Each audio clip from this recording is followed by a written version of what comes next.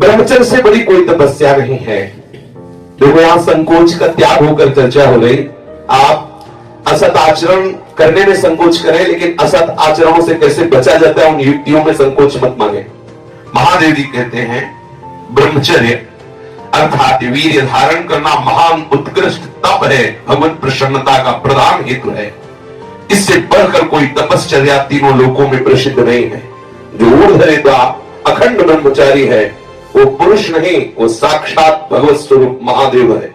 इस मार्ग में कोई किसी भी संप्रदाय का हो, किसी भी परंपरा का हो, ब्रह्मचर्य की विशेष आवश्यकता है। जब तक आपके जीवन में ब्रह्मचर्य का संयम नहीं होगा तब तक आपको भगवदानंद की प्राप्ति हो नहीं सकती। ये जो हमारा अखंड भजन नहीं होता, जो हमारे हृदय में उत्साह नहीं बढ़ रहा भगवत प्राप्ति का, उसका कारण है ब्रह्मचर्य का नाश। जितना एक कामुक व्यक्ति अंधा होता है उससे बढ़कर कोई अंधा नहीं होता। नेत्र दोनों फूट जाए उसे अंधा नहीं कहते, उसको तो मार्ग नहीं दिखाई देगा। लेकिन जो कामुक पुरुष है, जो मदान्ध है, जो विषयों में अंधा, उससे ज्यादा अंधा कोई नहीं होता। लोग परलोक सब कुछ नष्ट कर लेता है। ब्रह्मचर्य की अपार महिमा है, परंतु आज हमारे नीच वातावरण में ब्रह्मचर्य को धूल धूसरित किया जा रहा है। ये महापुरुषों के वचन है, बिल्कुल अक्षरशः सत्य है। एकांत में चिंतन मनन करने के बाद आपकी श्रवणेंद्रिय तक पहुंच रही है बात। आज की नीचता, आज का मनोरंजन ब्रह्मचर्य को धूल धूसरित कर रहा है, ब्रह्मचर्य का नाश कर रहा है। कोई समझ ही नहीं रहा कि कितनी बड़ी हम भयानक गलती कर रहे हैं। ये वीर शक्ति हमारे प्रभु की अद्भुत कृपा है। अगर इस पर हम दृष्टि डालें तो आप जिस मार्ग में चलना चाहेंगे उस मार्ग में आपको बहुत बड़ा बल, बहुत बड़ा संबल, बहुत बड़ी सामर्थ्य मिलेगी ब्रह्मचर्य से। ये भगवान की कृपा शक्ति है। जो इसका पतन करते हैं निसंदेह वो किसी योग्य नहीं रह जाते। ब्रह्मचर्य का ह्रास जीवन का नाश अर्थात मृत्यु, संपूर्णतया सत्यनाश, सर्वनाश, मृत्यु, ब्रह्मचर्य नाश, सुख का नाश, आरोग्य का नाश, तेज का नाश, विद्या का नाश, बल का नाश, सामर्थ्य का नाश, स्वातंत्र का नाश, धर्म का नाश, भजन का नाश ब्रह्मचर्य के नाश पर है। यदि आपने ब्रह्मचर्य नष्ट कर दिया तो आप किसी काम के नहीं रह गए। आधार स्तंभ टूट गया तो चाहे जितना सुंदर भवन हो नष्ट हो ही जाता है। धर्म नाश होने से संपूर्णतया नाश माना जाता है। जिसका ब्रह्मचर्य नाश है वो कभी भी धर्म से युक्त नहीं रह सकता। हमारे स्वास्थ्य की संपूर्णतया वृत्तियों को बिगाड़ देने वाली एक चेष्टा है। मरणम बिंदु पातेन जीवनम बिंदु धारणा। ये भगवान शंकर का अमिट सिद्धांत है कि जो वीर के साथ खिलवाड़ करता है वो साक्षात मृत्यु का वर्ण कर रहा है। जो वीर को रोकता है, धारण करता है, वो अमर है, वो भगवत स्वरूप हो जाता है। ब्रह्मचर्य ही जीवन है और ब्रह्मचर्य का नाश ही महान मृत्यु है। ब्रह्मचर्य ही स्वस्थता है, ब्रह्मचर्य का नाश ही महान रोगों का निमंत्रण है। जो अपनी इस जीवन शक्ति, वीर शक्ति को नष्ट करते हैं उनका लक्षण है वो चिड़चिड़े स्वभाव हो जाते हैं, थोड़ी सी बात में बहुत गर्म हो जाते हैं, दूसरों को अशांत बना देते हैं, खुद अशांत बने रहते हैं, थोड़ी थोड़ी बात में बहुत बड़े अपवित्र कार्य कर बैठते हैं।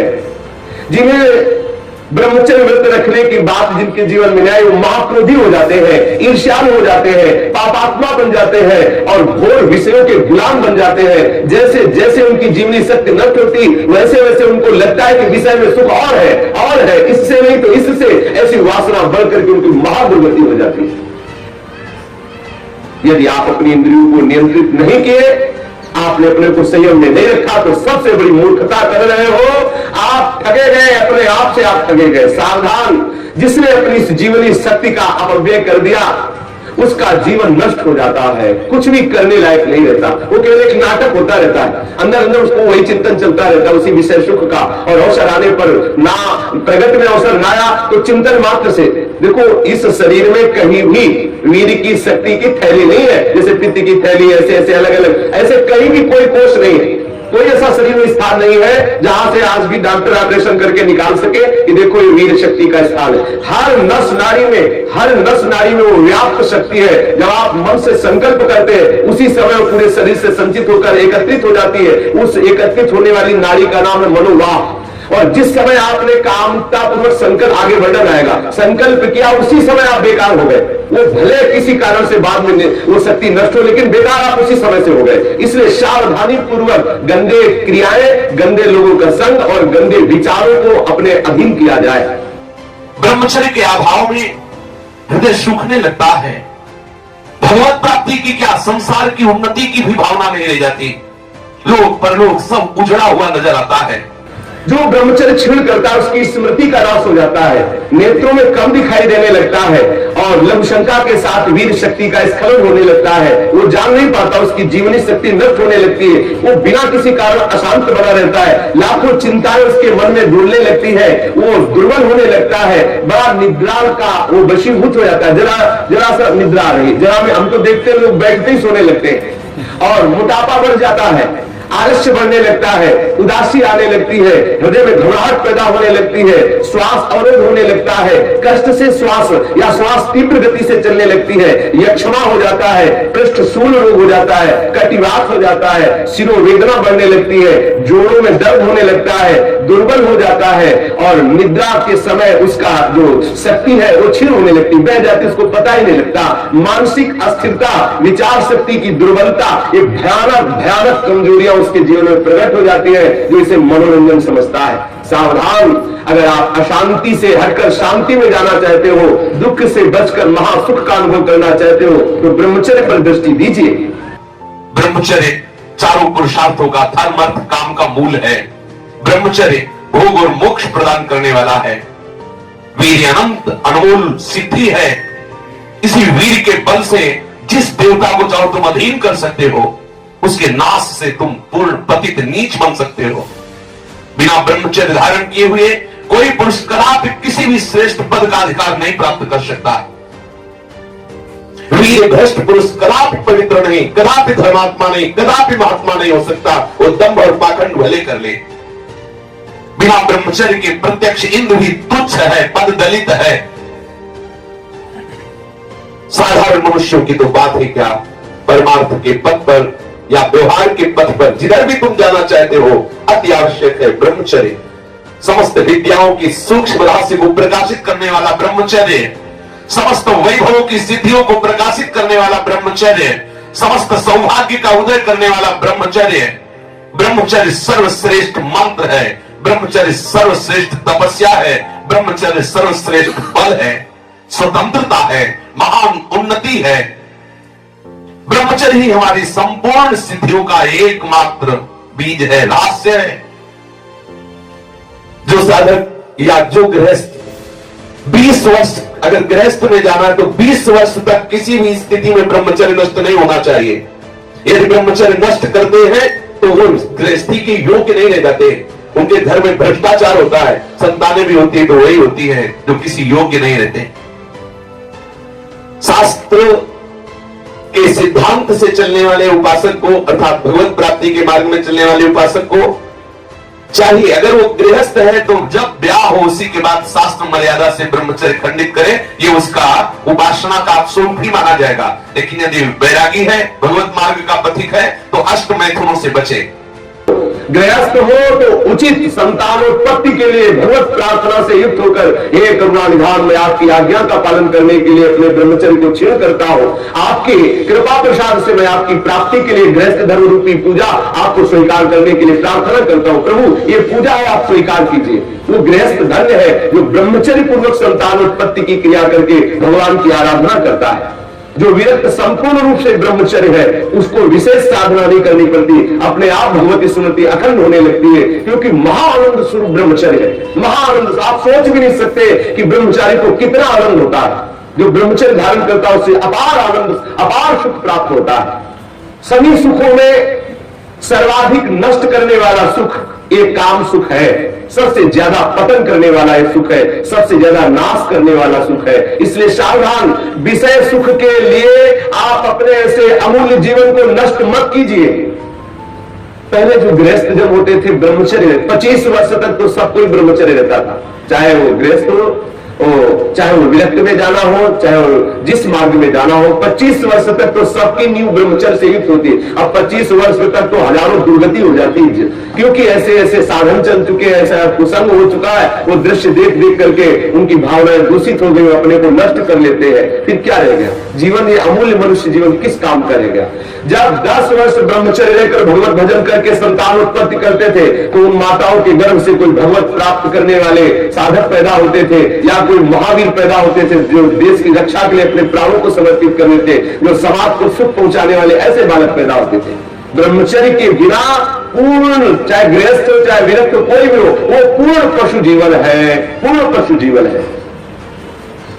सांसारिक व्यक्ति बन करके मत अपने जीवन को नष्ट करो, आप अपने हाथों से अपना नाश कर रहे हो। ध्यान रखो, ये गलती जो तुम कर रहे हो, ये आपको दोबारा मनुष्य जीवन मिलने वाला नहीं है। ऐसी गलती करके तुम्हें बहुत पछताना पड़ेगा। मौज मस्ती, लोग काहे की मौज मस्ती? धर्म मर्यादा का नाश करके, गुरुजनों की बनाई हुई शास्त्र मर्यादा का नाश करके तुम सुख प्राप्त कर सकते हो। कुछ समय मिला कर लो, जो करना ऐसे भयानक रूप पैदा होगे कि मरोगे, कोई पानी देने वाला नहीं मिलेगा। ये सब नाटक भूल जाएगा। इसलिए शास्त्र और गुरु की बनाई हुई मर्यादा के अनुसार चलो, तो ही संसार में भी तुम सुख का अनुभव, जहां नहीं है सुख वहां भी अनुभव कर सकते हो, यदि शास्त्र और गुरु की मर्यादा से युक्त रहोगे, उनके बनाए हुए विधान के अनुसार चलोगे। ये जो आजकल सब चल रहा है ना, ये बहुत हानिकारक है। जिसके जीवन में छोड़ दो, जो जिनका ब्याह हो गया, वो अपने पति को छोड़ करके दूसरे पतियों के पुरुषों की तरफ कामुक दृष्टि से देखती है, जानते हैं उनकी क्या दुर्गति होती है? हाँ, पति वंचक परपति रति करई, नौनो नरक कल्प शत परई, और विधवा हो पाए तरुणाई, अगला जन्म होगा और वैधव्य को प्राप्त हो जाएगी। जो पुरुष अपनी पत्नी का त्याग करके पर स्त्री से गमन करता है, तो नरक में जाकर के उसको तपाए हुए लोहे की लाल लाल ऐसे स्त्री आकृति से उसे हजारों वर्षों तक चिपकाया जाता है और जलता रहता, वहां मरना तो है नहीं। ऐसा मत सोचो कोई देख नहीं रहा। जैसी थरीवंश नरक गति दुर्भर यम द्वारे कटियत नक छीके, वहां ऐसा हिसाब है कि कहां छीका, किस लिए छीका, और आपकी नाक काट दी जाएगी। मतलब वहां उंगली उठाने पर आप तो दंड है, किस लिए उठाया, किसको उठाया, किस कारण से उठाया, किस समय में उठाया, एक एक वस्तु का हिसाब है। आप समझते मुझे कौन देख रहा है, क्या जान रहा है, मौज मस्ती ले लो, कुछ समय दिया गया आपको। ये मनुष्य जीवन कुछ समय दिया गया, आप चाहे जो कर लो, चाहे जितना दुराचार कर लो, या सदाचार करके श्री कृष्ण को रिझा लो, या दुराचार करके नरक की यात्रा कर लो। बहुत सावधान। यहां वर्णन कर रहे हैं महापुरुष जन कि जो जीवन में ब्रह्मचर्य शक्ति है, जिसे शुक्र कहते हैं, जिसे वीर शक्ति कहते हैं, इसका जो नाश करता है वो भयानक रोगों से ग्रसित हो जाता है। इसका एक नियम है, गृहस्थ धर्म का नियम है। इस हमारे शास्त्रों में सब वर्णन, इसीलिए सत्संग करना चाहिए। अब क्या है, आज मनोरंजन लोगों को रिझाना, वक्ताओं को पसंद आ गया है, और जो श्रोता है उनको वही पसंद आता है। थोड़ी देर चटकीली बातें की, संगीत बजा, नाचे कूदे, घर गए, बोले कथा सुन के आए हैं। कथा का तात्पर्य, सत्संग का तात्पर्य आपका कुसंग का त्याग हो जाए। आप जो दुर्गुण दुराचार प्रवृत्तियों में रत है, उनका त्याग हो जाए, उसे सत्संग। मानो सत्संग सुन के आए तो आपको थोड़ी देर तो खो जाना चाहिए। दूसरे को अपने आप पता लगे कि ये सत्संग सुन के आ रहा है, खो गया। अपने अंदर की कमियों को देख देख करके वो रो रहा है, हे करुणानिधान, मैं इतना नीच हूं, अभी तक तो मैं जान ही नहीं पा रहा था कि ये गलतियां हैं, मैंने कितनी गलती की, हे करुणानिधान, अब मुझे इन गलतियों से उबारो। सत्संग वो वस्तु है जो अपनी ब्रह्मचर्य शक्ति को नाश करता है, तो उसकी शारीरिक शक्ति नष्ट हो जाती है, चेहरा पीला होने लगता है, चेहरे में झुर्रियां पड़ने लगती है, नेत्रों की शक्ति जाती रहती है, नेत्रों के आसपास नीली नीली रेखाएं प्रकट हो जाती है, आंखें धस जाती हैं, और चेहरे में वो कांति नहीं रह जाती, अर्थात कांतिहीनता आ जाती है, याददाश्त नष्ट हो जाती है। वस्तु रख दी, भूल गए, कोई आज्ञा भूल गए। क्यों भूल गए? क्योंकि ब्रह्मचर्य में मेधा शक्ति क्षीण हो गई। भगवत स्मरण करोगे, कैसे भजन होगा? क्योंकि भजन वाली वस्तु तो आपने नष्ट कर दी। खिलवाड़ समझते हो क्या इससे? ये मनुष्य जीवन आपको मिला है भगवत प्राप्ति के लिए। सावधान, संतान भी प्रकट होगी तो महावीर और भगवान का प्रेमी महात्मा पैदा होगा यदि आप ब्रह्मचर्य से रहोगे। और कुमार ग्रामी रहोगे तो यप्पू गप्पू पैदा होंगे, भी जूतों से मारेंगे आपको और बुढ़ापे में पानी दे देंगे, सड़ोगे ऐसे पड़े। जो सावधानी पूर्वक इसकी रक्षा नहीं करते, उनको अनेक बार बड़ी बड़ी भारी विपत्तियों को भोगना पड़ता है। आप क्या समझते हो? जिस वीर शक्ति से ऐसे सुंदर संतान की उत्पत्ति होती है, उसी वीर शक्ति को आप मनोरंजन में नष्ट कर रहे हैं। ये हत्या है, हत्या। शास्त्र वर्णन करते हैं आपको भोगना पड़ेगा उसका दंड। जैसे माताओं के गर्भ में पलते हुए शिशु को वो गर्भ हत्या जैसे पाप कर देती है, ऐसे पुरुषों को सावधान रहना चाहिए। संतानोत्पत्ति के निमित्त से किया गया ब्रह्मचर्य खंडित भगवत उपासना माना जाएगा, और अपनी वासना से प्रेरित होकर ब्रह्मचर्य नष्ट करना या अन्य उपायों से ब्रह्मचर्य नष्ट करना वो हत्या में लिखा जाएगा। इसलिए अंतःकरण मलिन हो जाता है और भगवत भजन का केवल वो एक क्रिया मात्र होने लगता है, आनंद का अनुभव नहीं होता। आपको यदि भगवत प्रेम प्राप्त करना है, भगवत भक्ति प्राप्त करना है, तो आप अपनी इस जीवनी शक्ति की रक्षा कीजिए। आप अपनी जो आंतरिक वृत्ति कामुक हो चुकी उसको संभालने की चेष्टा कीजिए। जो अपने इस स्नायु तंत्र को पुष्ट रखना चाहते हैं उनको अपनी इस मूर्खता को खोना होगा। क्या मूर्खता? वो सोचते हैं कि मैं विषय में अपनी ब्रह्म शक्ति को नष्ट करके, बादाम पा करके, दूध पी करके, मकर ध्वज खा करके और अपने को फिर पुनः पुष्ट कर लेंगे। ध्यान रखना, ये जितना पाओगे उतनी वासना पुष्ट होगी। जिसके चेहरे की तरफ देखो ऐसा लगता है जैसे किसी मकान में आग लगा दी जाए तो फिर वो मकान की शोभा क्या होती है। ऐसे जिसके जीवन में पुण्य नहीं रह गए, भगवत आराधन नहीं रह गया, ब्रह्मचर्य नहीं रह गया, सदाचार नहीं है, बड़ों का सम्मान नहीं, उसका जीवन क्या है? जीवन कैसा पशुवत जीवन हो। छोटे छोटे अभी बच्चे 15-16 वर्ष के माता पिता के अवहेलना करके मनमाना आचरण करते हैं। ये तो ब्रह्मचर्य, इस पर विशेष ध्यान दिया जाए। यदि हम ब्रह्मचर्य पर ध्यान नहीं देते तो स्मरण शक्ति का नाश, शरीर में मोटापा, दिल की कमजोरी, अस्मायिक वृद्धावस्था का प्रकट हो जाना, नपुंसकता, नेत्रों के रोग बढ़ना और नाना प्रकार से अंदर ही अंदर सब खोखलापन हो जाना। ऊपर से हष्ट पुष्ट दिखाई देंगे लेकिन अंदर से पूरी शक्ति का नाश हो जाने के कारण वो मूर्ख हो जाते हैं।